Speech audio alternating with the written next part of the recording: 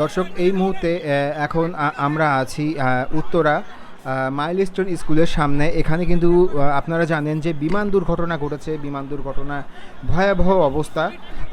So দেখতেই পাচ্ছেন কি পরিমাণ মানুষের ভিড়, কি পরিমাণ মানুষ এখানে জড়ো হয়েছে, আর ভেতরে কতটা ভয়াবহ অবস্থা ইতিমধ্যে আপনারা দেখেছেন।